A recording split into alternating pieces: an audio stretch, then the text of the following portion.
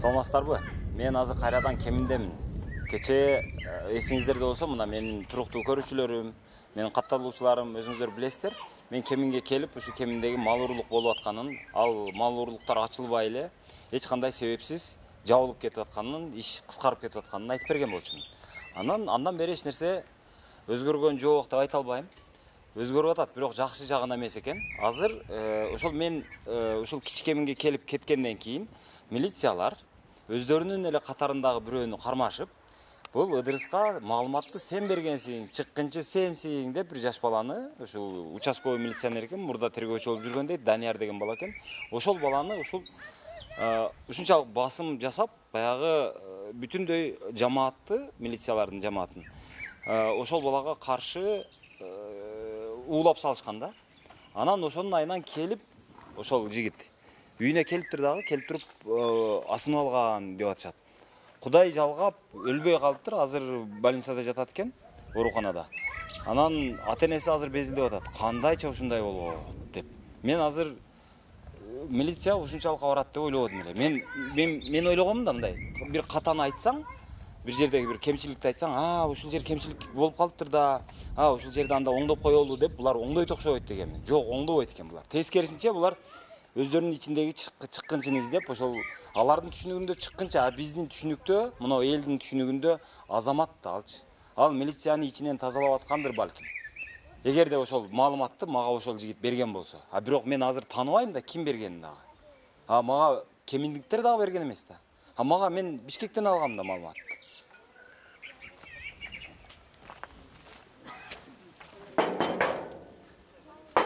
Ушул үй эле, Улуф 20 деп тоо.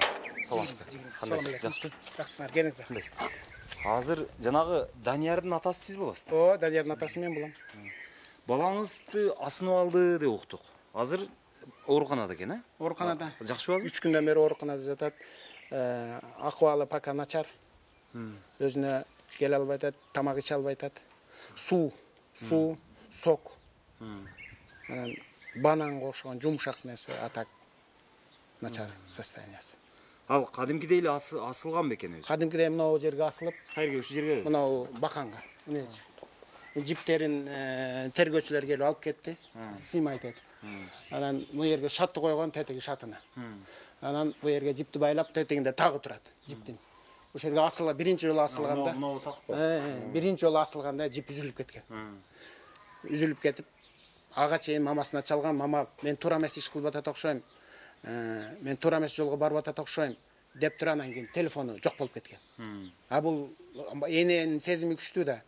Түшүнүп калыптыр, анан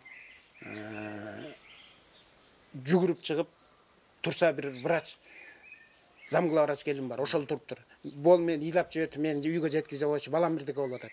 Келсе действительно могу жерде экинчи жолу жипти байлап мойнуна салып атыптыр да. Анан бала бул жүгүрүп келип, анан кийин балам түш эле түш десе түшпөйт дейт, эчтеке билбейт дейт, баягы неме, мындай шоковый состояние. Анан жалдырап атып экөө, баягы замгыла врач айдап экөө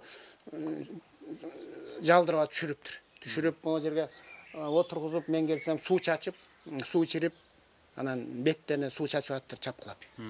Мен келсем боп-боз бети, эчтеке укпайт, балам десем эчтеке укпайт. Реакция жок. Реакция ноль. Анан балам не болду десем, көз эле жалдырайт болду.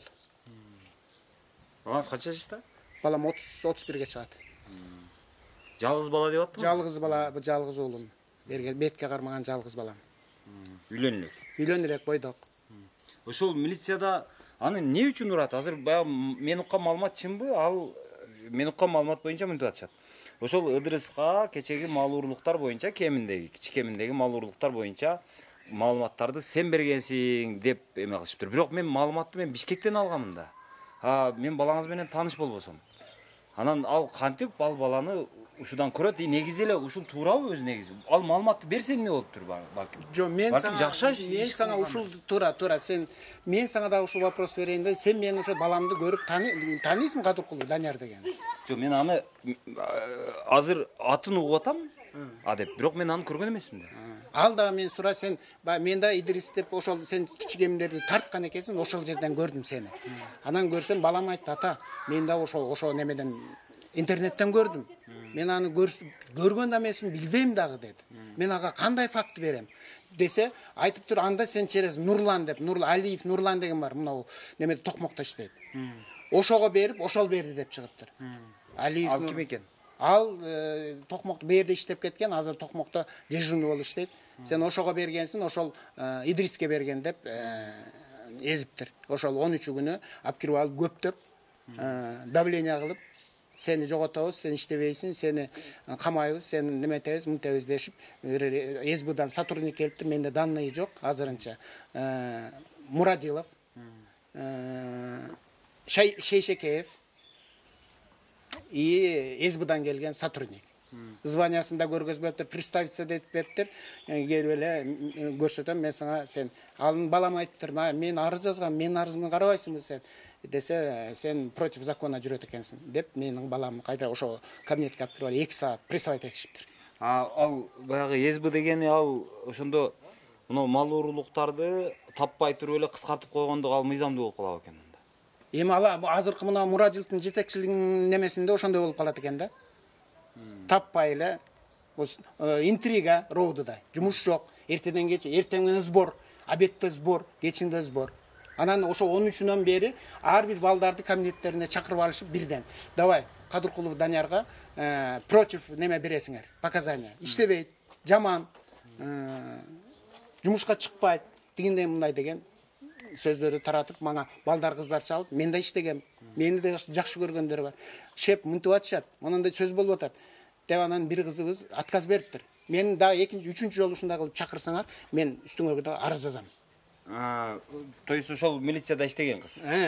Анан мен ага чалдым, карындашым десем, байке мени жакын жолдо көрбөңүз, мени деп уже бул Мурадилов менен Шейшекей монстр болуп калыптыр да, роуддачы. Каалаганын алат экен, каалаганын коет экен. Каалаган иштетет экен, каалаган иштетпейт экен. Баш көтөртпөйт экен эч кимдичи. Жок, алардын ушундай кылышына эмне себеп болду? Балаңызга ошончолук мындай каршы настройго келип калышына өзү. Каршы ушу акыркы мынау январь айынан 2022 жылдын январынан асылган күндө асылган дейт, ошо бир уголовный делоны жап дептир. Ошол скот боюнча тергөөчү болчу да. Анан жаппай койгон го. Азыр мен да сүйлөй албайт атпайбы? Сүйлөсөм мен сүйлөшөйүн деген, мага айта албайт ат азыр. Азыр балаңыз барып көрсөк болобу азыр? Ушу жерде эле каякта барыңыз? Районный больницада. Көрсөк болобу, болбойбу? Көрсөк болбойт го, пока сүйлөй албайт, пока жакшы сүйлөй албайт. Өзү каалабайт ал. Өзү да каалабайт атат. Бирок ал биздин келерибизди укту да. Мен айттым, мен чалып айттым, балам ушундай, жанагы сен Идрис деген жигит, сени жанагы данныйды берди деген жигитке мен чалдым. Мен тааныбайм, данныйды мен кеминден алган жокмун, шаардан алдым деп мага айтты. Десем, мен тааныбасам, мен каякта, мен айтпадым башында эле. Мен тааныбайм Идрис байкени деди. Аны азыр тартсак болбойбу, Азырынча кое тур, врачтар да киргизбей атат, неме кылбагыла депчи, беспокоить этпегиле.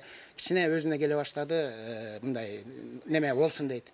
Мындай өзүнө келсин дейт. Азыр тамак иче албай атат, мындай жутун сүйлөй албай атат. Тамак жутсам, моюндарым баары ооруп, башым ооруп, ичтерим ооруп атат дейт. Ички органдарым. Анан воздух жетпей калып атат. Анан ушу 3 күндөн бери мен күндүзү мамасы жанында, кечинде түнү мен барып жанына жатып атам.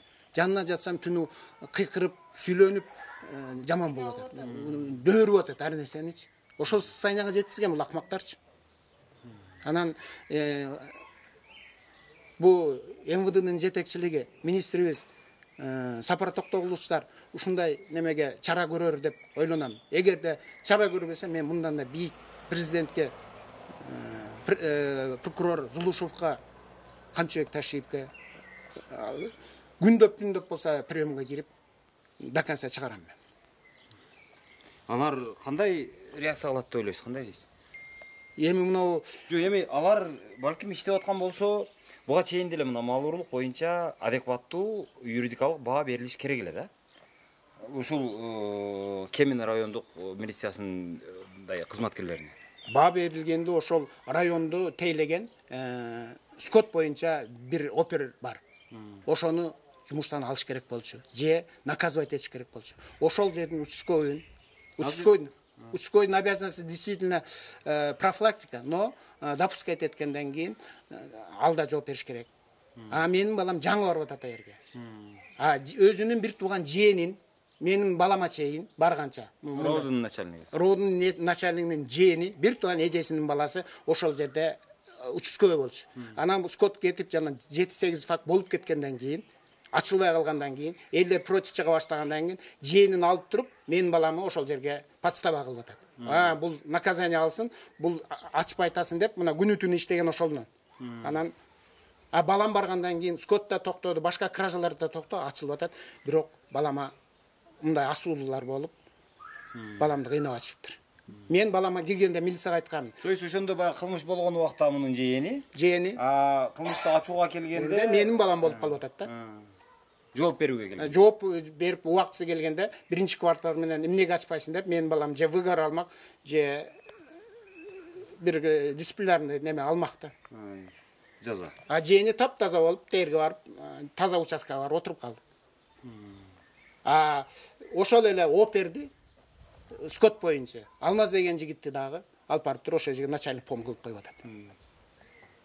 Бул значит мен түшүнүп атам, ушу Мурадиловдун чөнтөгүнө, өзүнө иштеген балдар. Ошон үчүн аларды таза бойдон калтырып, алардын репутациясын бузбай.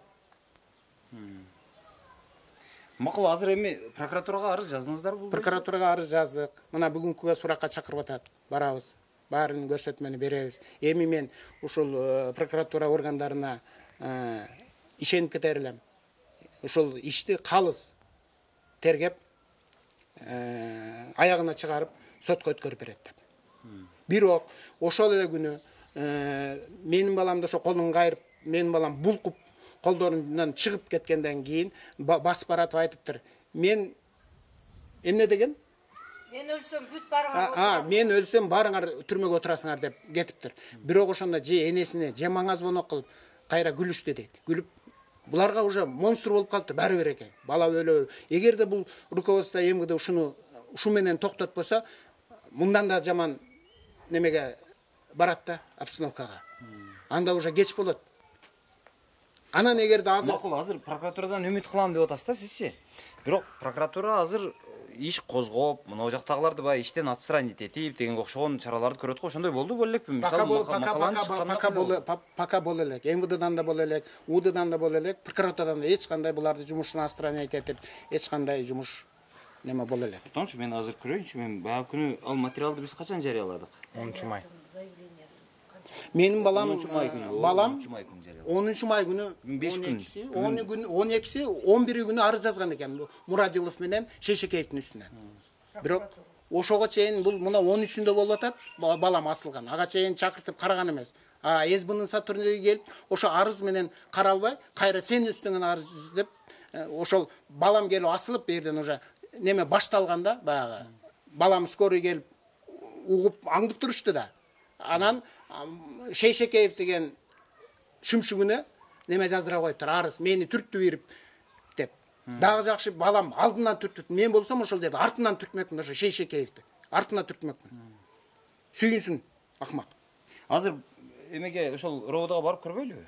Негизи мал уурулук бул мындай оор кылмыштардын катарына кирет экен. Мен муну сураштырып окуп көрдүм. Анан кечээ ушул мал уурулук жөнүндөгү чыгарган выпускумду чыгарылышты. Бир нече милиция кызматкерлеринен да сурап көрдүм. Мен айтканым туурабы деп. Десем туура дешип атат. Туура болгон дешип. Бул оор кылмыш, адам өлтүрүү менен тең кылмыш деп атат. Бул кантип кыскарып кетет себепсиз эле деген сөздөр. Анан азыр мынау жана Данияр деген жигиттин ушул участковыйдын сабалышы боюнча, анын ошол басымга кабылышы боюнча азыр ошол ровдун өзүнүн жетекчисине эми кирип көрөлүчү. Баягы күнү жок эле. Азыр эми жана Токмокто улуттар аралык кичине мындай чыр-чатак бар дегенден улам 2-3 күндөн бери жанагы милиция күчөтүлгөн режимде иштеп атыптыр. Бирок азыр көрөлүчү, азыр барбы жок дегенде азыр табарбыз эми. Жок бекен дагы. Качып кетти. Аны отура бере жаман. Чакыргыла. Проверка келди. Кашты.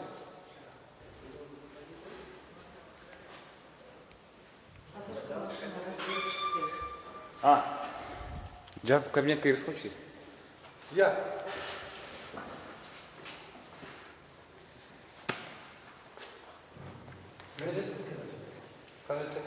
Баягы күнү разборка мына жерде болуп аткан да, видеодо.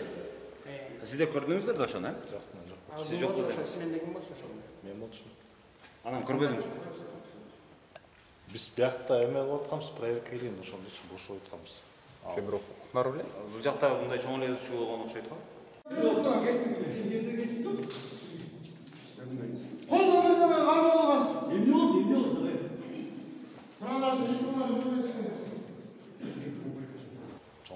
Автоматчик эмне?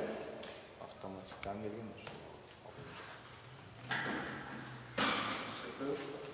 Түшүнүктүр.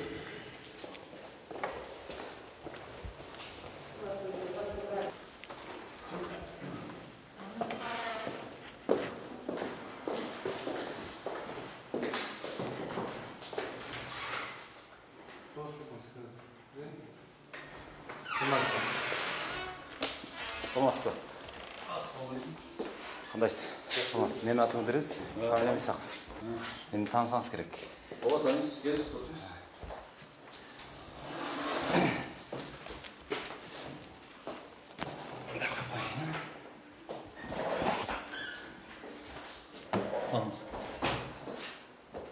Мен учрашпайм сен. Учурашпасам эмне кетиңер? Сен көтүң түйрүгөнү кел. Качан? Байкантпы. Талантбек мырза, кечээ бул кишилер азыр айтып атат да, биздин балабыз асынып өлүп алды, асынып алды, и ошого сиздер кылган басымдан улам болду депчи. Анан кандай, эмне басым кылдыңыздар эле?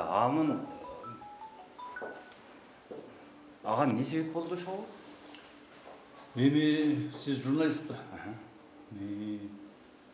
Мен, например, басымдыла турган болсом, бу жерде менин карамагымда 90 бала иштейт. 90 баладан сурап көрүңүз. Кимге эмне басым болду? Биз только жумуш үстүндө эле. Ага, анда эмне себеп болду анан? Мен билбейм, эмне себеп болду. Өзүңүз кызыгып көрдүңүзбү мындай? Кызыгып көрдүм. Сиз келип кеткенден кийин ошондой болуптур. Демек ал эмнеден болушу мүмкүн? Азыр мага айтып атышат, ошол Ыдырыска маалыматты сен бергенсиң деген доомат болгон депчи. Жок, ал мындай да. Өзү негизи ошол иликтөөдө айтылган нерселер боюнча. Мындай да. Биз бирөөнү барып сен берсиң деп айта албайбыз. Мен айтпайм аны. Мен бул Камчы мырзанын баласы менен как кызматкер катары эле сүйлөшөм. Башка мындай сен кылыптырсың, сен бериптирсиң, сен тигиндейсиң, мындайсың деп мен айтуудан алысмын да мен. Мен өзүм менен да иштешкем атасы менен да. Жок эми ошол мен келип кеткенден кийин балким сиздерге текшерүү келди. Текшерүү келди. Кошумча эми нерв кетти, энергия кетти дегендей. Ал сизди мындай жиниңиз келтириши мүмкүн. Бул эми түшүнүктүү нерсе. Жок, мага эмнеге жиним келет меники? Бул жумушта. Жумушта болот. Жумушта өйдө ылдый болот. Текшерет, келишет. Текшерүү жүрүп атат, азыр иликтөө жүрүп атат. Бул катардагы көрүнүш. Катарда көрүнүш да бул эми. Анан Мисалы үчүн мен мыйзам чегинде кылбасам, ал тергөөчү жооп берет. Эгерде тергөөчүнүн кылганы менен элдер макул болбосо, анда прокуратурага жазат, прокуратура аны отмен кылат, калган кайра иштер жүргүзөт. Мисалы үчүн сиз 6 кишинин кыскарткан боюнча келип кетпедиңизби? 6 киши эмес, эми көп эле мен. Жок, 6 кишини сурадыңыз да. Ошо 6 кишинин 3-өсү, например, далилденди, что иштери кыскарбай эле иште өндүрүштү экен, прокуратура отмен кылган экен. Анда эмне үчүн сиздерде РКП да кыскарды деп? Аны мен билбейм, ал сиз кимден алдыңыз алдан, мен билбейм да. Сиз айтып бербейсизби ошо кимден алдыңыз? Мен ошо мисалы үчүн бул баланы күнөөлөп атат деп мага доомат коюп атпайсызбы? Сиз айтып бериңиз да, сизге ким берди? Ошол эле далилденип калат, болду аны. Мен өзүм булактарымды айтып бере албайм. Мен дагы ошо кызыктар болуп атам да, эмне үчүн бул кишинин баласын күнөөлөп атат? Сиз күнөөлөп атасыз, значит. Мен кантип күнөөлөп атам ошондо? Жок, ошо сиз келип кеткенден ушундай окуя болду. Сиз келбегенге чейин бул окуя нормально. Анда азыр ушул жерден мен келдим. Анда азыр наручникти салыңыздар дагы алып келип коюңуздар. Жок, наручник сала албайм сизге. Наручник салыш үчүн предъявлять этиш керек. Ошентиңиз да анда. Анта албайбыз да биз. Анан агай, сизге доомат коюш керек болчу, бул иш мага эмес. Талант мырза. Эме боюнча. жана мал урурлук боюнча өзү негизи ошол участкада мен барып кеткен ошо кичикеминде айтып атышат азыр сиздин бир тууган жээниңиз ошол жерде мал урурлук күчөп турган маалда ошолор участковый милиционер болуп иштеп аткан бир тууган жээниңиз бул туура эмеспи эми мындай да жээн деген ар кандай болот бир тууган деген жээн болот ал тайжендин баласы ал милицияда иштейт көп жылдан бери бизде мисалы үчүн мен ал жерде мен которгон жокмун анын начальниги бар анын менин орун басарым бар ошолор сунуштама киргизди которуш керек бул жерде жумуш болбой калды мисалы үчүн мынакей мен энатасы отурат энатаны өзүнчө айтып коеюн Даниярды участковый кылган бул жерде иштечи кеминдин балдары келип ошо менин орун басарыма анан кийин ошо коомсуздуктун начальнигине айтыптыр напарник деп коет да напарниги келип айтыптыр менде иш жүрбөй калды жалгыз болуп атам жетишпей атам ушу Даниярды которуп бергилечи деп айтыптыр анан эми кандай болот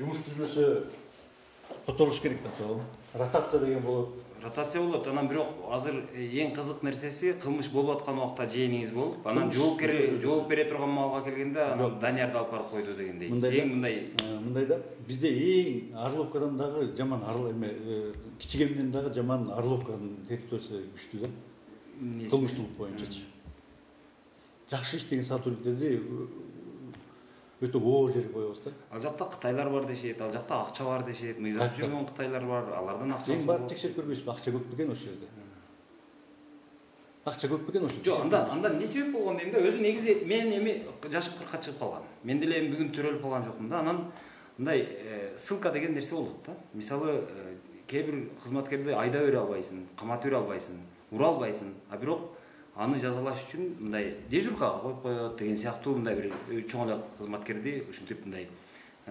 даражасын төмөндөтүп ошого окшогон нерселер менен жазалоо эми жетекчилердин негизги рычагдарынын бири мен аны жакшы түшүнөм сиз азыр буга карата ошондой рычагды колдонуп аткан жоксузбу деген түшүнүктө эми ошол мындай да ыдырыс мырза оор жерге жакшы сотрудникти коебуз да мисалы үчүн кичигеме оор тема деп атпайсызбы мен ойлойм Данияр жакшы сотрудник ошон үчүн алып бардык депчи ошо анан азыр кандай дейсиз сиз барып көрдүңүзбү баладан кабар алдыңызбы албадыңызбы сурап атам жок өзүңүз барып көрдүңүзбү жок барган жокмун жетекчи катары мисалы мындай өзүңүздүн кол алдыңызда иштеп аткан күн сайын жыйында сиздин алдыңызда катарда мына кабинетте отурган бала асынып алса сиз аны барып көрбөдүңүзбү азыр бир жолу жок көрмөктүүсү тойлоп жүрөт токмокто бийлеп ыдырыс мырза бийлеп жүрөмбү аны кудай өзү билет туурабы менде видеосу бар мейли ишке келген бара бергиле мен тойго барганга не имею права что ли До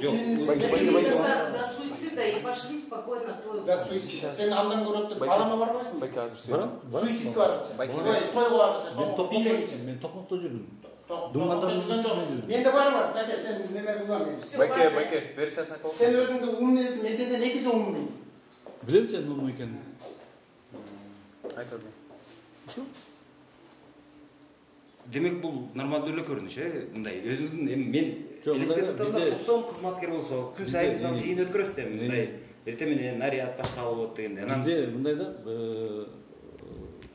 сиз айтып атпайсызбы барып көргөн жоксуз менин убактым болгон жок барып көргөнгөчү мен деген тетиги токмокто жүрдүм мызычы менен ал жакта тойго барган тойго да бардым баарын жетиштим мына эми бүгүн барайын деп аткам да бүгүн понедельник күнү барайын деп аткам өлгөндө көмүп койгондой анан негизи эле азыр өлбөй эле койсун камчы макул анан жанагы эме боюнча кандай болот эми мына мал урурлук боюнча өзүңүздөр мындай бир кызматтык иликтөө же бир баа берилеби берилбейби кызматтык иликтөө жүрүп атат азыркы күндө балдардын баары ушу коңгур жайлоосунда жүрөт командировкага кетишти балдар иштеп атышат дагы эле жоготу болот жагы эле мындай балдар иштейт эми мен ойлойм мал урукту биз күчөтөбүз мынакей биздин министр койгон талапты аткарышат эч жакка барбайт жанагы мынау мага бир видео келди эле жанагы фаеңиздерде ошол жанагы асынган бала менен разборка болуп аткан ал жерде эмне сөз болуп аттыр ошол жерде мен билбейм чыксам ортодо сүйлөшөт мен ошондо чыктым ошодон мынау жана камераларыңыздар бар экен бул жакта көрүп отурсаңыз керек жок бул жакта көрүнбөйт көрүнбөйбү. А ошолорду алып кызыгып көрүп бул эмне болду, бул бала сынап алып турган не болду деген сөз болдубу? Вот ошол видео, именно сиз кыкырып мен балам уже в состоянии аффекта довели, издеваться кылып, мына. Бул өзү барбы? Мына өзү кыкырып аткан. Мына ыргытып вещь. Ошондо эмне жөнүндө сөз болгон? Көргөзсөз бияка. Башыман давай. Мына, балам уже в состоянии аффекта. Ключтөрүн бүт барын ыргытып, кыкырып аткан ушул начальник. Мына өзү. Анан мен токмокто жүрдүм деп жалган айтты. Мына өзү. Анан личный состав против настраивать этип силерди продажный шкура деп силерди деп атат деп элдерге зачем жалган айтасыз? Айткан жок да балдар. Муну сиз кыркырып атпайсызбы? Мына. Жок, мен ал жерде угуп турбайсыз, мен айтып берейинби? Мына мен айтып коеюн, ушул жерде чыксам урушуп атышыптыр дебедим беле. Туурабы? Ушул жерде чыксам урушуп атат. Мен ылдый түштүм, эң биринчи этажга түштүм. Ошол жерде Данияр кыйкырып туруп мага удостоверениесин берди. Удостоверениянын ичинде күлүш бар экен. Мага берген жок, мен ыргытты. Мен удостоверение кармап калып күлүш экөөм. Күлүштү кайра ыргытты. Мен Данияр, Данияр, эмне болду дедим. Эмне болуп кетти, ызычы болуп кетти. Жаңы эле түштүм дедим. Удостоверениесин эмне үчүн аласыз? Мен берди да. Мен иштебейм деп берди. Айткан жок. Бергиле деп требовали. Жок, берди. Шейшеге айтты, берди. Анан балам айтты, мен иш нерсе меня ключун билдирмен, onun şu состояние мен билбейм дейт, кантип үйгө келди, эмне болду биринчи уже өзүн жоготкон, бетин көрүп атпайсызбы состояние аффекта. А сиз кыкырып атасыз, кыркырып атасыз. Экөөбүз 20 жылдан 25 жылдай чогуу иштештик. Мен сенин ордуңда болсом, болбой эле коеюн. Сенин ордуңда болсом, мен сен таке балаң мынтип атат.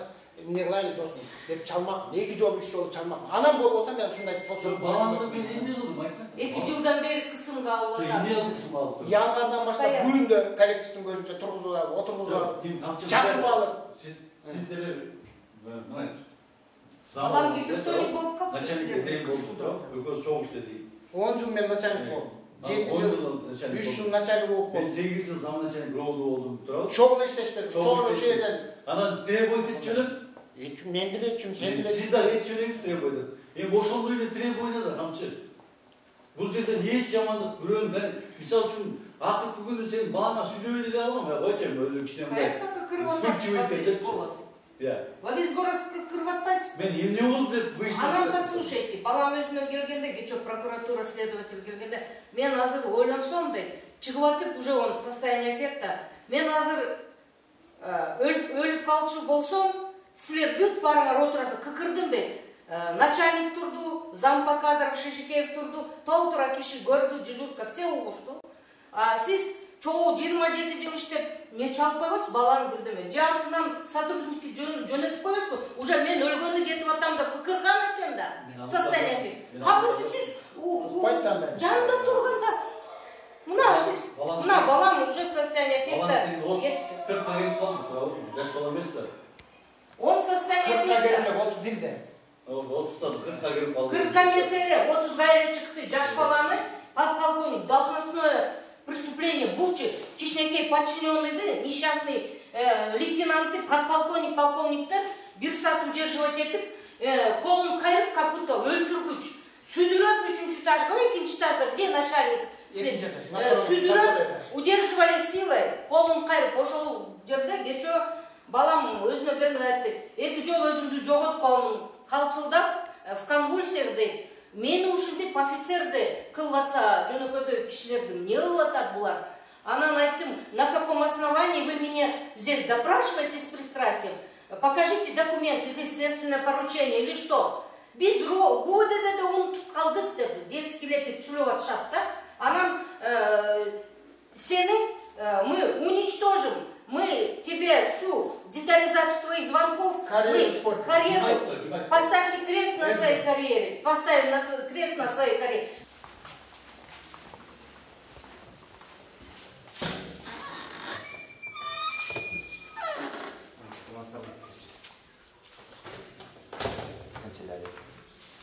Мен кээде ушинтип баягы иштин ыргагын ушундай кабинеттердин ичинде адам менен, анан приемга келген адамдар менен көрсөткүм келет да, ошон үчүн Кечиресиздер. Киши бар экен. Жакта киши.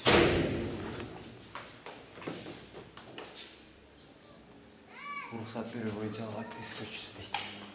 Рабочее время бит 3 этаж. Bir kişi çimur çıkan oldu. Hiç kim yok. İşte Anasında kандай скот açılır, kандай жұмыс Конечно, жүреді. açılmaydı. Qayсы жұмыс ішіне қармалар. Бар ұстап жүреді. Жоқ ешкім мына. Bir de камет бек бар. Бит 3 этаж. Кандайсыздар? Иш болду ал?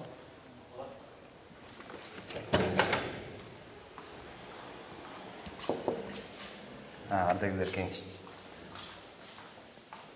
Бияқта СВР опечатал. УДПГ СВР опечатал. Мына СОП деген СБ За деген. хорошие дела. Начальник СОП ООД Кеминского района деген опечатал. Бул ошондо СБнын күчү бир эле ушул ардагерлер кеңешине жеткен болуп калабы? Түшүнбөдүм. Эң баягы картайып эч нерсеге түшөтпөй калган немелерди.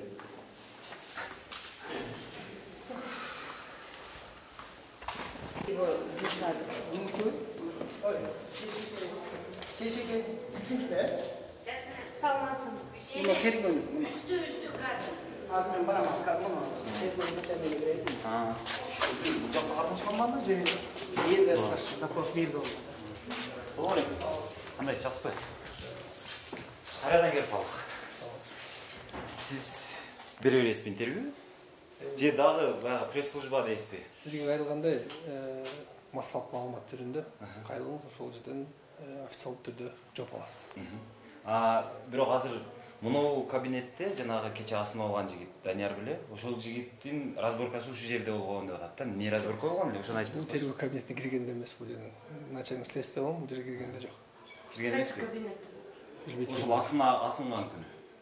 Анысын билбейт экен. Сиз таптакыр билбейсизби? Эми сиздер мындай бири-бириңиздер менен сүйлөшөсүзбү? Sürekli turbaysın. Çok. Raporkan denesinde. Видеодо турбайсың. Мен ал Видеодо бар. мен ал жерде жүргөн жокмун, көргөн да жокмун. Видеодогу ким ол?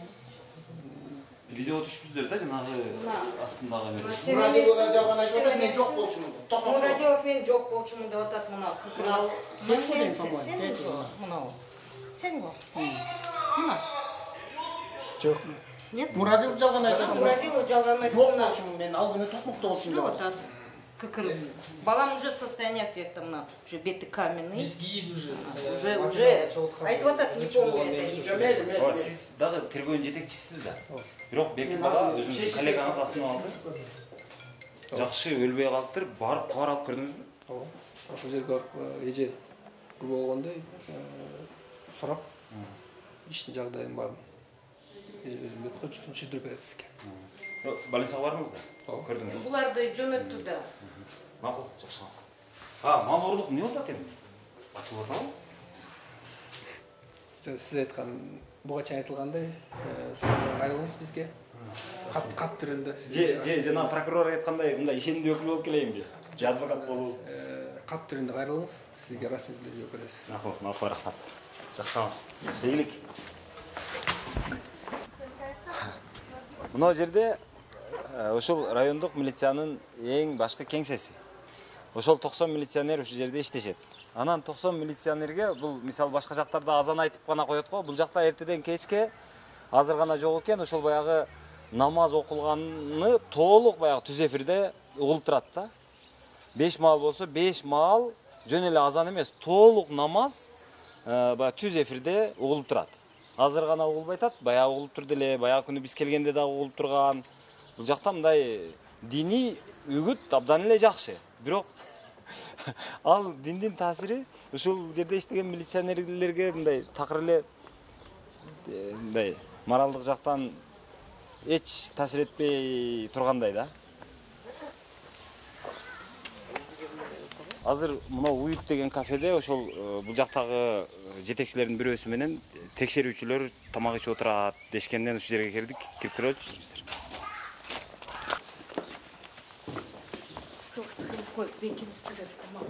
Салам алейкум. Кандайсыздар? Кыздар тамаздар болсун. Биз баягы депутаттарга окшоп, биз да камера менен келдик, эми капа кетесиздер. Биз азыр текшерүүчүлөр менен ушул жерде отурат дегенден келип калдык. Азыр тамак кимдин эсебинен төлөнүп атат? Мейли, аны өзүңөр чечмейм буякта. Өзү негизи ушундай учурда кандай болот? Ошолордон бери сурагым келет да менчи. Өзүңүздөр төлөйсүздөр азыр. Командировочный берилген. Азыр бул жак менен азыр сиздерге бул мындай эме алам да. Кандай десем, сиздер муну текшерип атасыздар да. Текшерип аткан учурда анан муну менен бирге тамактанып бир дасторкондо отуруу канчалык сиздерди мындай объективдүүлүккө таасир этет? Биз бул зампак кадырдан сурадык, Түшкерден обед болуп калды. Обед түшкөндө биз кайсы жерде жаш тамак бар, кандай тамак, дагы тамак бар, биз ошол жерге көрсөтүп, ушул жака келип, ошону үйдөн тамак ичип атабыз. Жок, аныңыздар жакшы, мен сөз жок. Бирок эмне үчүн бир жөнөкөйрөөк балдарды алса болбойт? Эмне үчүн жетекчи менен эми биз сиздер муну илдеп келдиңиздер да. Азыр мисалы мен деле кээ бир жерге барамын. Барып мисалы акимдер менен, башкалар менен интервью алам, бирок алар менен тамак жебегенге аракет кылам да, бирге отуруп. Мен туура эмес деп ойлойм да. Азыр эми бул кишини кандай кыласыздар? Азыр ылымсынап жакшына отурдуңуздар. Бул киши эми өзүнүн баягы өңдүк көрсө жустайды болот. Анан эртең кантип, эгерде бул кишиден айып табылса, кантип жаза колдоносуздар? Биз бул да атырып бизге атырып негизинде ошо кийин чүй токмок кыйматын текшермекчиз. Биз ошо негизинде текшерип келдик. Биз кайерден замечание чыкса, биз ошол жерден жазып замечаниясына. Анан кече сиздер жанагы Данияр деген жигит келгенде, ошону сиздер текшерип келгенсиздер да, анын арызы боюнча. Ал арыз боюнча текшерген жокпуз. Жок, ошол арыз, ошол Даниярды сурак кылган сиздерби? Жок, биз атырып бөлөк биздик. Атырып биз жетекчи, ГУД Чүй областынын жетекчиси. Ошол негизинде биз ар бир график негизинде ар бир роудуну текшеребиз. Ошонун график негизинде биз келип Кемер роудуну, Чүй роудуну, Ысык Ата роудуну текшеребиз. Ошол Аңыздарды жакшы экен. Дагы бир маселе. Кечеги жанагы Данияр деген ушул жердеги участковый жигиттин асынып алганы боюнча. Аны текшердиңиздерби, текшербедиңиздерби? Ал боюнча биз комментарий бере албайбыз. Негизи ал ошо сиздердин текшерүүңүздөрдүн алкагында барбы, жокпу? Ал биздин алкабызда жок, аны бул главкадан текшерилет. Өзүнчө текшерип келет. Аны текшерип турган служба өзүнчө. Биз биякта мыйзамдуулукту ошону текшеребиз только. Азыр мына министрликтен сиздер жөнөтөсүздөр да. СБ барып, милициялар кандай иштеп атат, барып текшерип келчи деп жөнөтсөңүздөр, текшерүүчүлөр келип алып, мына жакта жетекчилер менен тамак ичип отурат. Ал максималдуу түрдө тазалыкты, бейтараптуулукту, объективдүүлүктү сактап калыш үчүн негизи текшерүүчү эч качан өзүнө көз каранды адам менен тамак жебеш керек да. Ал деген майлоо болуп калат, ал деген жандоо болуп калат, ал деген ошо кошомат болуп калат. Эми буга мындай положение деген нерсе ошого жол береби, кандай болот эми? Мына урматтуу министр, сиз өзүңүз мына прокуратура, сиздер өзүңүздөр баа берип көрөсүздөр, мындай положение деген бар, сиздерде мындай тартип бар да. Мындай бир сызык бар, ошодон бул жака өтсөң башың кетет деген сыяктуу. Жок. Ушундай бир тартип барбы, эреже барбы сиздерде, бир положение барбы? И ошол сакталып атабы азыр мына өзүңүздөр баа берип көрүңүздөр. Мен мисалы муну туура деп эсептебейм да. Мен мунун мыйзамын билбейм чындыгында. Мен жөнөкөй логика менен, жөнөкөй интуиция менен айтып атам азыр. Мен министр мырзага кайрылгым келип турат. Жолдош министр, мына болгон ситуация, мына Кемин роудусунда эч кандай жумуш жок. Скотокрасталар ачылбайт. Баары жабылат, эл ийилайт. Мына мен бывший сотрудникмин, пенсионермин, пенсияга кеткениме 5 жыл болду. Мен баарын угуп көрүп жүрөм. Буга чейин Давлетов деген жаш бала иштеген, начальник роуду. Бир сөз жок болчу. Жакшы иштейт, элдин баары. Эл баалайт, биз элдин немес айлыгынын эсебинен эл милиция айлык алат. А бул муражилдигиңер болсо жүрөт, тойго барып тойлоп, бу жерде менин балам өлгөн атат, ал токмокто тойлоп жүрөт, бийлеп. Воспитывать этиш керек, иштетиш керек. Бул зампакадыр деген апасы. Бул ар бир бала кандай жашап атат, кандай условияда жашап атат, эмнени жеп атат, эмнени ичип атат, балдары кандай жерде жашап атат, шарттарын баарын текшериш керек.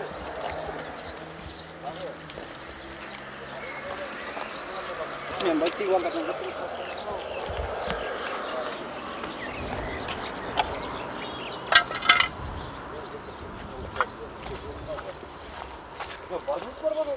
Gün adam katarı dedi. Makul, kesinlikle katarı oldu mu? Vurun kana. Anam janaga ana bak olganda. Bak elimizi koyduk.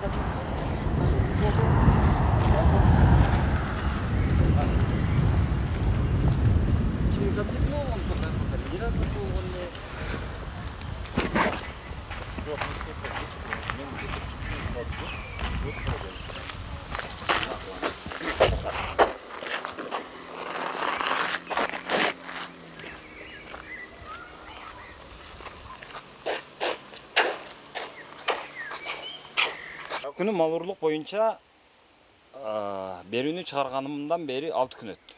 6 күндөн бери эмне өзгөрдү? Прокуратура эмне иш кылып атат? Деги эле прокуратура бул жердеги милицияны көзөмөлдөп атабы, жокпу? Себеби буга чейин мен азыр ал маалыматты алып атамын. Ушул РОВДнын подвалынан, жер төлөсүнөн курал жарактар табылыптыр. Кимдики экен? Неге подвалда жаткан? Неге ал керектүү жерлерге өткөрүлүп берилген эмес? Деген маселе боюнча РОВДнын жетекчисине, жанагы Талант мырзага карата кылмыш иши козголгон экен. Ал иш эмне болуп атат? 1. Андан кийин былтыры жанагы ушул жерден РОВДнын имаратынан 2 адам качып кеткен. Кармалган адамдар качып кеткен. Ал боюнча эмне баа берилди? Андан кийин азыркы мал урурлук боюнча эмне болду? Андан кийин мынау азыркы ошол РОВДнын кызматкери, участковый милиционердин асынып алышы боюнча азыр эмне болуп атат? Ушул 4 суроого жооп алайлы. Жүрүңүздөр.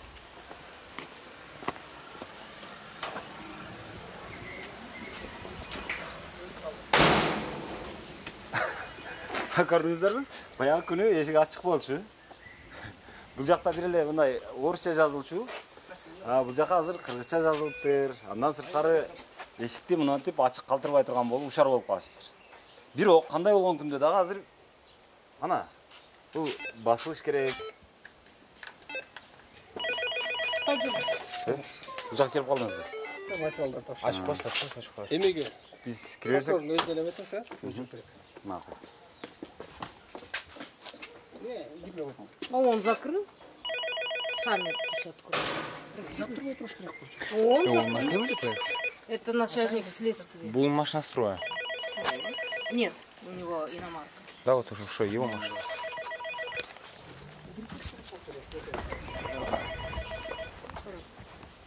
Все связано.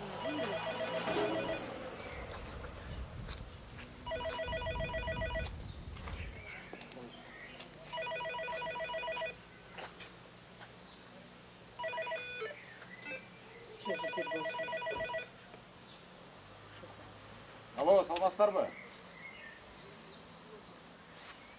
Алло. Пойдем.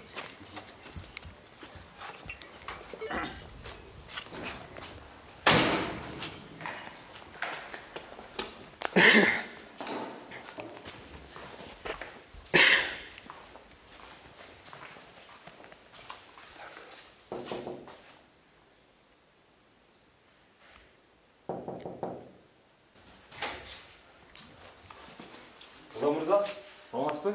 Саламатсыздар. Мен азыр сиз кайрадан келип калдым. Келиңиздер. Азыр сизге дагы бир 4 жаңы жагдайлардан улам 4 суроо пайда болду да. Ошого жооп алгым келди. Болуп атам. Эмне суроо? Биринчиси мынау жанагы жигиттин асынып алгандыгы боюнча участковый милиционердин. Ал боюнча кылмыш иши козголду. Ал боюнча материал бизде азыр прокуратура тарабынан текшерүү жүргүзүлүп атат, тийиштүү жанагындай экспертиза дайындалып, бардыгы такталып азыр текшерүү жүргүзүлүп атат, анан чечим кабыл кылабыз. Жанагы буга чейинки азыр мынау РОВДнын жетекчиси боюнча. Анын подвалынан, жер төлөсүнөн буга чейин былтыры жанагы курал жарактар табылган экен. Ошол эмне болгон, боюнча кылмыш иш козголгон экен. Ал эмне үчүн дагы деле жетекчи болуп отурат? Буга бир баа берилди керек эмеспи? Эми аны өздөрүнүн тиги жана коопсуздук кызматы бар да, ошолор текшерүү жүргүзүп, ал боюнча дагы райондук прокуратура тарабынан иш козголгон. Азыркы убакта тергелип атат. Ошодон берби?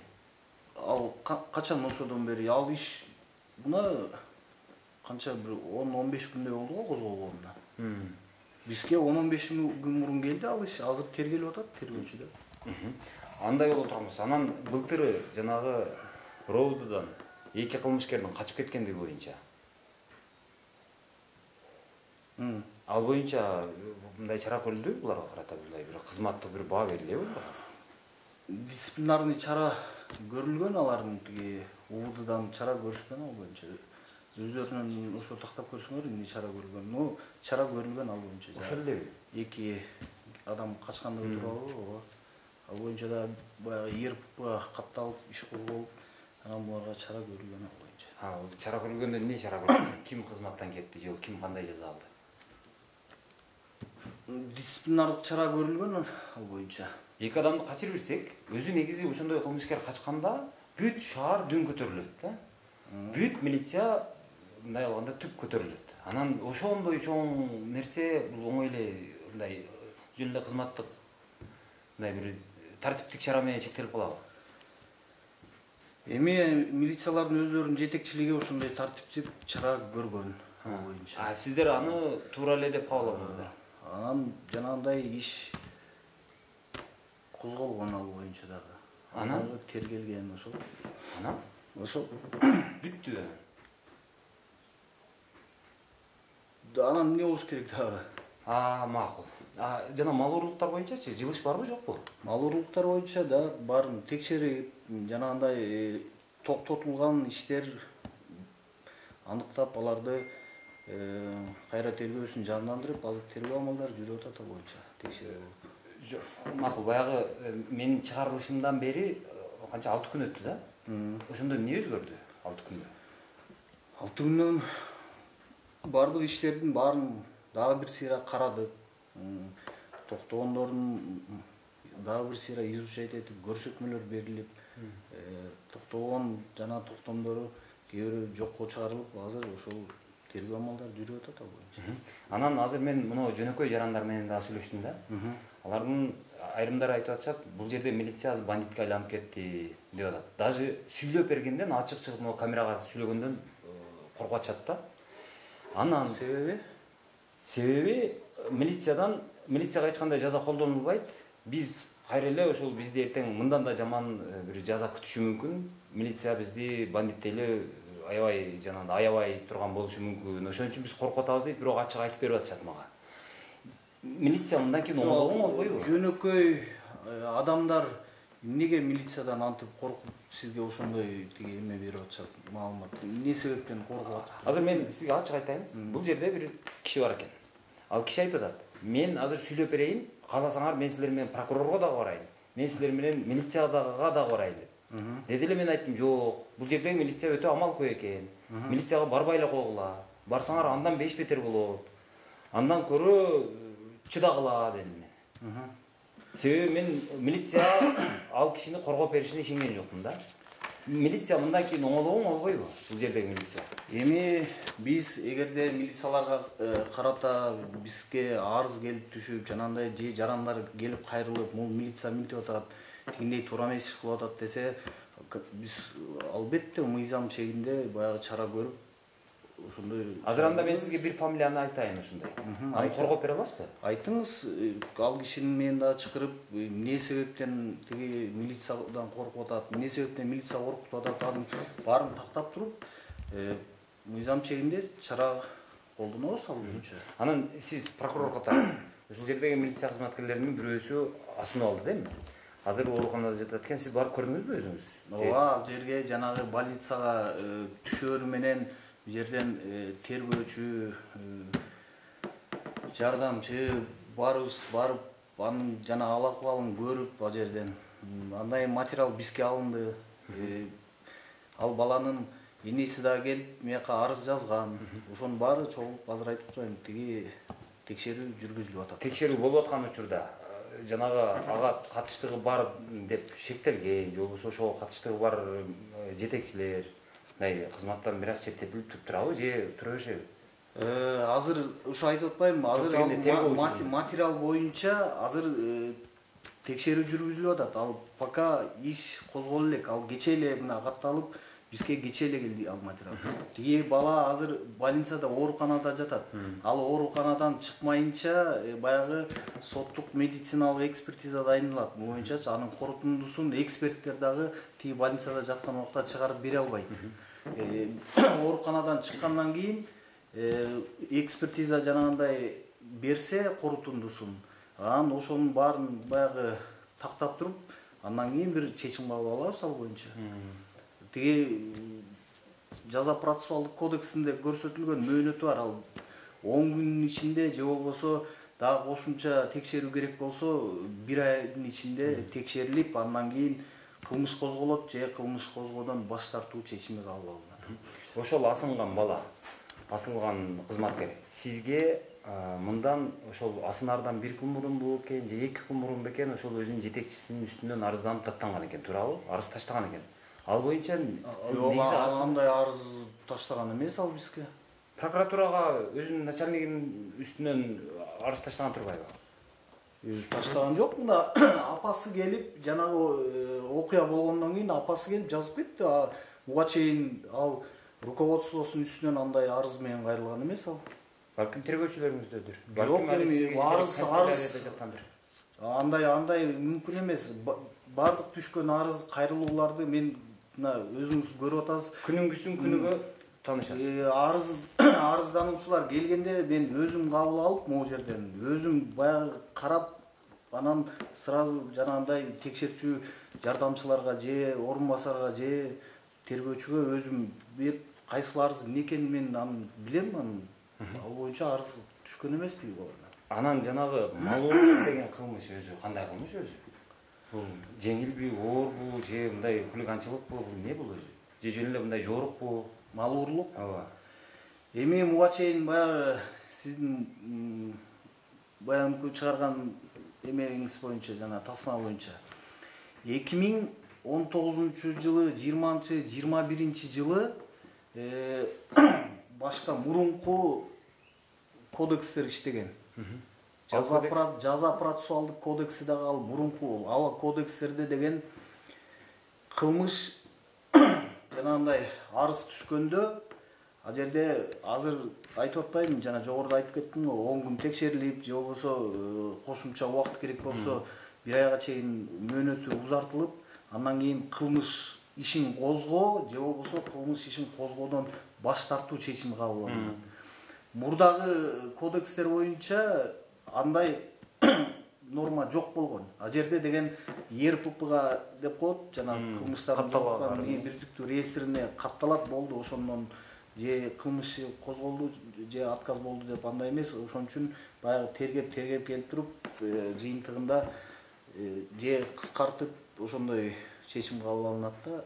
Кабыл алынып келген буга чейин. Анан эми өзүңүзгө белгилүү болгондой, декабрь айынан баштап жаңы кабыл алынган кодекстер менен азыр иштеп атабыз ошол.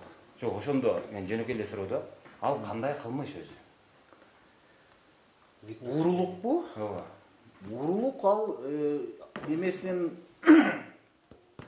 цена.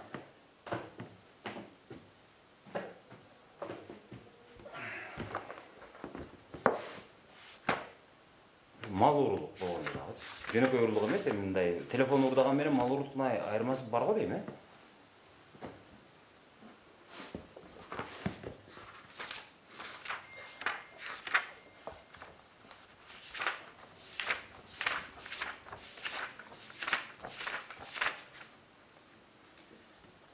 Бул жерде мына азыркы иштеп жаткан жаңы кодекс. Жаңы аракеттеги кылмыш жаза кодексинин бул 205 беренеси менен ошол мал уурулуктагы, телефон уурдагандагы иши бардык уурулук ошол бир эле статья менен белгиленген. Ошондо ал уурулук бул кандай кылмышка кирет? Оор, жеңил, жорук, хулиганчылык.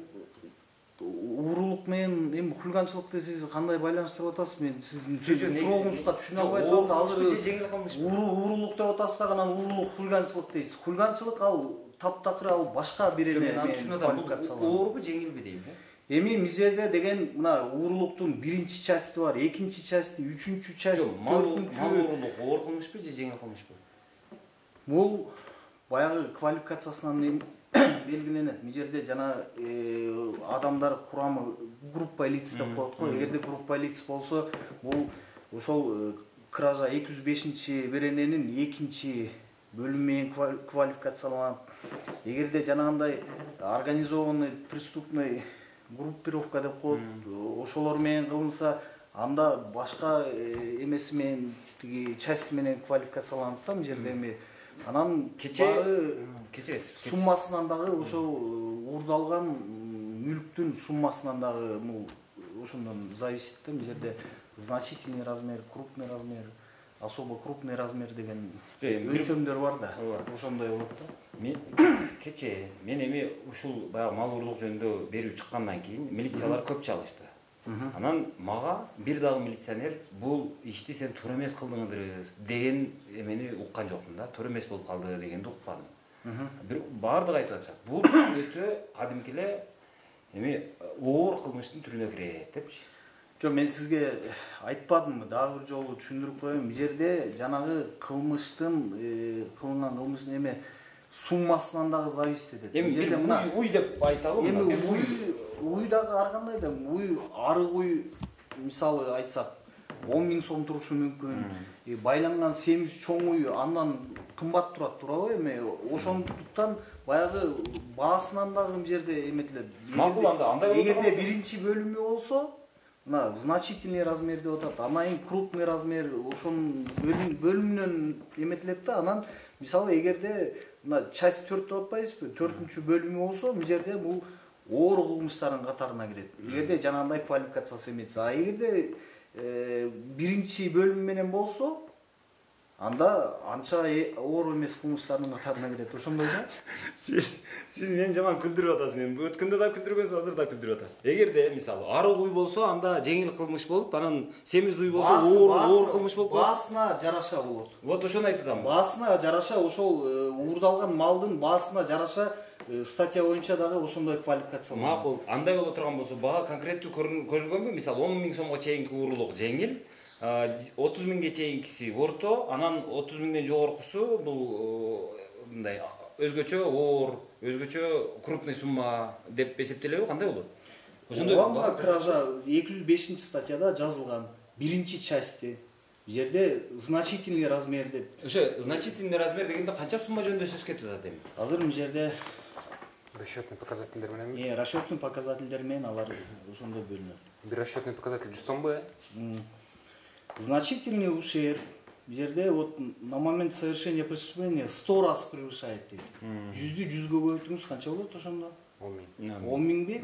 10 000ге чейинки мал уурдалса, бул биринчи бөлүмү менен квалификацияланат.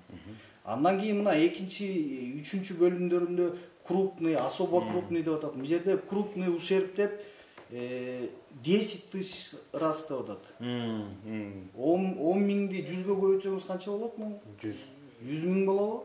100 000ден өйдө болсо, уже мунун экинчи бөлүм менен квалификацияланат. Андан кийин особо крупный деп анысы дагы көрсөтүлгөн. Анда уже 4-чү бөлүм менен квалификацияланат. Эгерде биринчи, экинчи бөлүмдөр жанагындай болуп калса, ал бул анча оор эмес кылмыштын категориясына кирет. 3-чү, 4-чү пункт кантип аныктайт малдын баасын? Жок, малдын баасын эми ошол жанагы арыздануучунун, даттануучунун эле өзүнүн сөзү боюнча аныкталат да, туурабы? Эми аны тергөө учурунда ошо ишти тергеп жаткан тергөөчүлөр аны аныктайт. Аны базардан, базар баасы менен ошол базардан тактама алып, ошонун негизинде тактап ишке тиркелет ал. Рахмат. Ийгилик. Жакшы калыңыздар. Рахмат. Мен мисалы тартпай эле эмес. Баягы мындай объективно түз чыгарсаңар дегенде разговор жок. Баягы баарын чыгарып эмет. Мен ошо объективдүү болсун деп камераны өчүрбөйм. Мисалы киргенден чыкканга чейин өчүрбөйм. Эч жерде камера өчүрбөйм. Мен туура эмес сүйлөсөм, бурмалап тигинде мындай. Жок, мен ушинтип бердим мен. Жанагындай эмелерди эме коюп чыгарып атасыңар эми. Кандай точно айтпайсыз бака, кандайлар чыгарып атабыз? Жок, эми Беткиле айтып берген, кантип чыгарабыз? нормально эчтеке эмес. Жок, бака айтып атпайсызбы, муну бурмалап депчи, кантип бурмалап? Жок, эми мен бурмалап деген жерим жок, ошо бурмалабай объективно болсо, ошо жакшы сураныш да мен. Жок, ошентип эле чыгарып атасызбы, же бурмалап атабызбы? Кем билбейм мен кандай. Сиз өзүңүз кантип ойлойсуз, өзүңүз? Туура эле го. Бурмалабай эле түз айтып атасызбы? Всё, отпишитесь. Прокуратурага өзүңөр көрдүңөр, эшик ачылды акыры. Анан биз кирдик. Кайра эле жанагы прокурордун интервьюсун, ошол жообун алдык. Азыр эми дагы күтөбүз эми. буга чейин мына кээде мага суроо болуп калат, Ыдыр, сен башташын баштап коесуң, анан аягына чыкпай каласың деп. Эми аягына чыга тургандар өзү ушулар да, ушул органдар. Анан аягын чындап эле мен кайра барып ушул көргөзө бергим келбейт. Себеби эми бир айттыңбы, болду. Эми артынан түшүп алып эле бир өчөшкөн суу алгандан мен өзүм деле карманам да. Ошондой болбосун деп көп учурда аягына чыкканын көргөзө бербейм. А бирок азыр мынау учурда жанагы иш ырбап кеткендиги үчүн, жанагы ушул берүүдөн кийин бир кызматкер асынып алгандыгы үчүн, өзүн өзү асканга аракет кылгандыгы үчүн кайрадан келгенге туура келди. Азыр эми тергөө дагы деле созулуп атат. Дээрлик мен жыйынтык көрө элекмин, сөздүн ачыгын айтайын. Азыр мына прокурор айтты, баягы кайрадан кылмыш иштери жанданды деди мал урурлук боюнча. Бирок жанагы ага чейинки жанагы роудунун өзүнүн ичинде кетирилген башка мындай алешемдиктер боюнча дагы азыр кылмыш иштери бар экен, бирок алар дагы мындай ордунда турат окшойт. Азыр асманда асылып турат да бардыгы. Эми кандай жыйынтык болот, эми күтөбүз, эми дагы эмне кылабыз эми?